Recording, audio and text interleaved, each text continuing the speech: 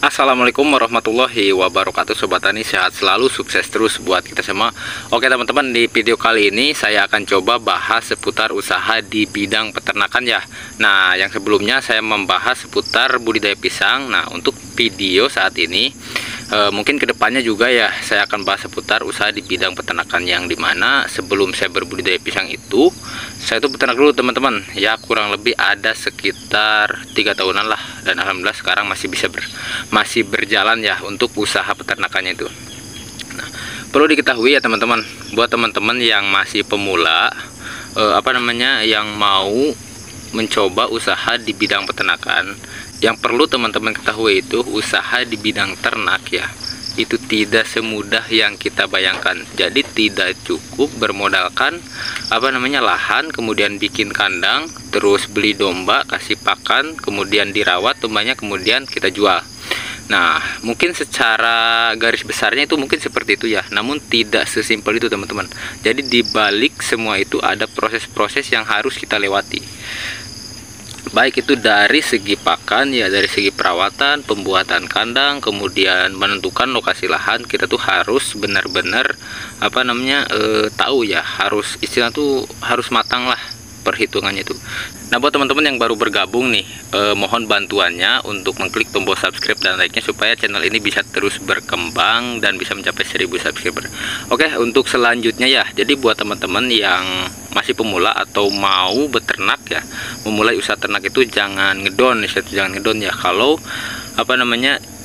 usaha di bidang ternak itu tidak semudah yang kita bayangkan. Justru teman-teman itu harus istilahnya itu berpikir ya, bagaimana cara mengantisipasi supaya pada saat kita terjun langsung ke dunia ternak, jadi tidak ngedon pada saat kita dihadapkan dengan suatu masalah, khususnya di bidang ternak ya.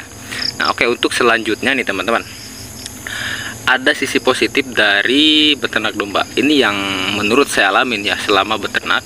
Jadi yang namanya beternak itu insya Allah tidak akan rugi ya.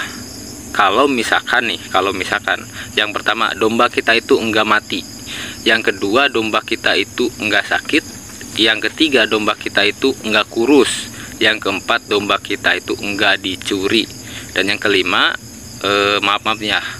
domba kita itu enggak cacat ya, bisa dari istilahnya dari bawaan lahir, kemudian dari mungkin istilahnya itu si kakinya masuk ke sela-sela alas kandang. Nah, itu bisa menjadi kerugian kita selama beternak.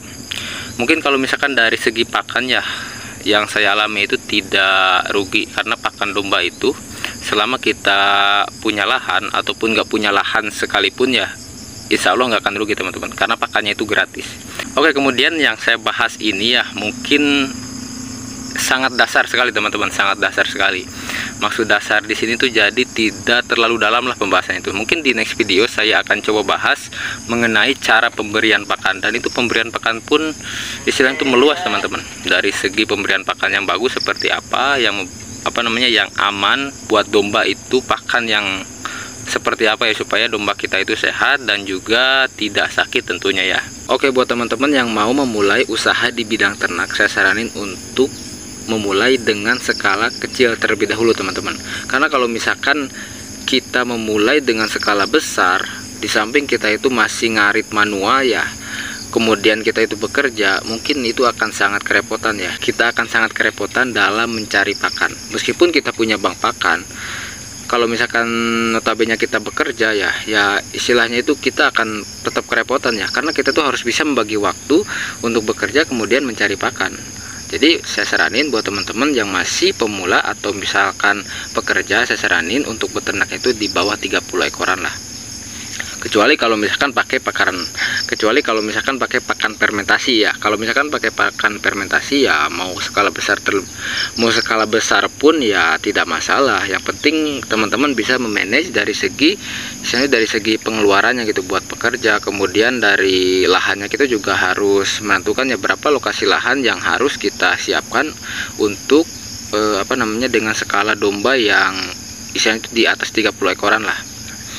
Oke, mungkin cukup sekian ya dari saya. Semoga video ini bisa bermanfaat. Jangan lupa di subscribe channel YouTube Tiga Pandawa agar channel ini bisa terus berkembang dan bisa mencapai 1000 subscriber.